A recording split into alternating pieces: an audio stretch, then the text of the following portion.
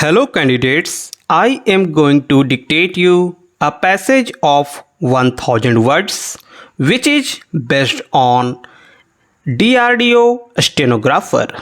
So please get ready for the dictation. The dictation will start after 15 seconds.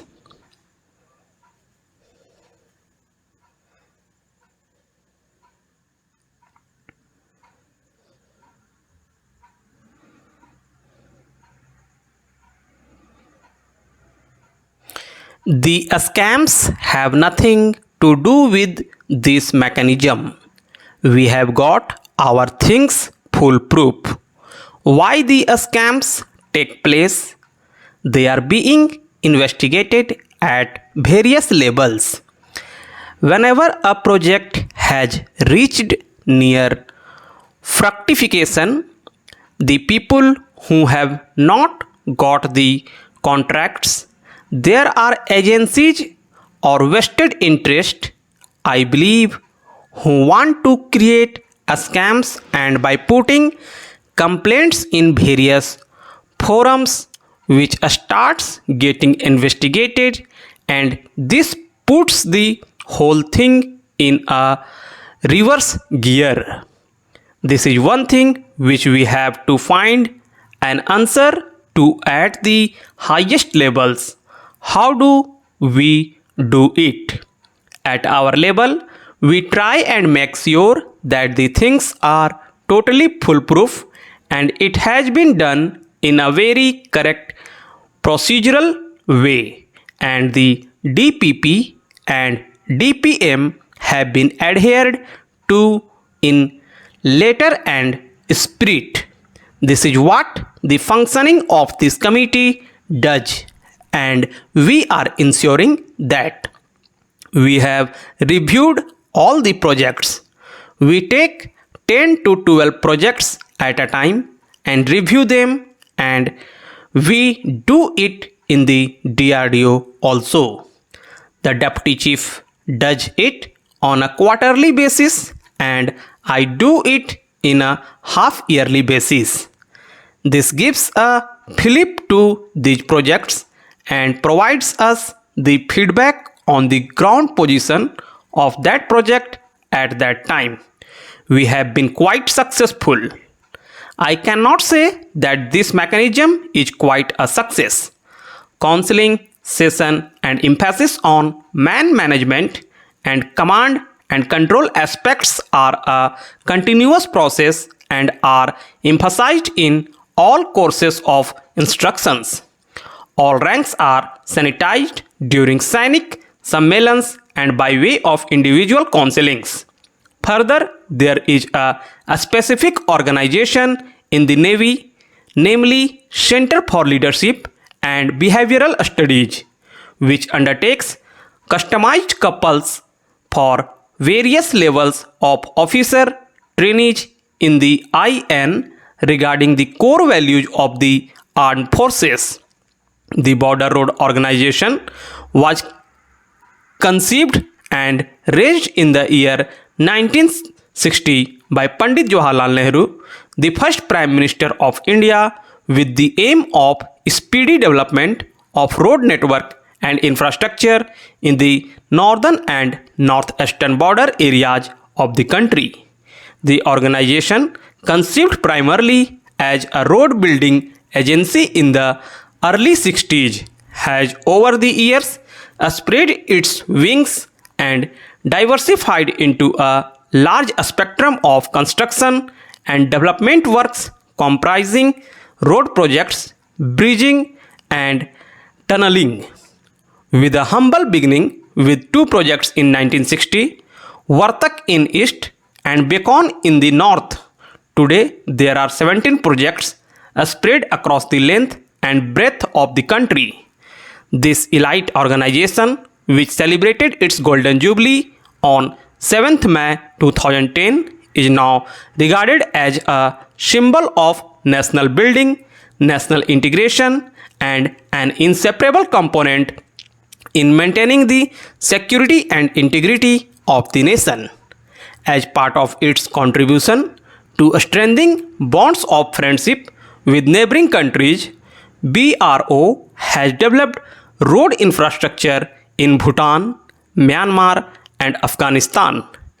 During presentation before the committee, a representative of BRO informed that BRO has to encounter major natural challenges, that is hard rock, extreme cold, deep snow and high avalanches, young mountains, heavy snowfalls, etc. The several man-made challenges encountered by it are poor availability of labor, poor quality of contractors, paucity of construction material, etc. Sir, administratively, BRDB is under the Ministry of Defense, so the Ministry of Road Transport has got no role as far as the management of the BRDB and BRO is concerned. A major part of the funding, of course, is from the MORTH, that is the budgeting mechanism. Instead of showing it in the defense, they are showing it under their head. Now this organization is mixed organization, and this was envisaged like this from the beginning itself. There are problems, but I am sure the Director General of Border Roads Organization is aware of that. He is capable of resolving it. Cadre management and the like issue keep on cropping in, and whenever required, the ministry also intervenes, but there are some problems inherent to the organization which has a mixed manning pattern. So I think that we have a new Director General of BRO. He will be taking care of it. I would like to assure the House that this is a very old organization, well established, and it is vibrant, and in any dual cadre or multi-cadre organization, there are bound to be issues, but they are the ones which are inherent in that. So by itself, it is not a problem. As far as the cadre review is concerned, in 2006, the organization was expanded, thanks to which, sir, they are able to undertake larger quantum of work, as you notice. At that time, the posts at various levels were increased, but there has been a demand for cadre review, and this was taken up in the last board meeting, which was held about 2 months back, and following that, 2 committees are already in place. They are looking at it, sir. Based on those recommendations, I suppose things would move faster. So we are on the job, and there would be something happening on that. Sir, let me explain the ammunition part a little bit more. Actually, there are about 23 items of ammunition which have been giving us perpetual trouble. In our assessment, these are mostly related to the design issues which we are trying to address in consultation with the foreign partners, DRDO, etc. This is taking some time, but I would admit that Army has a problem that certain categories of ammunition are not working properly, and we need to address that problem.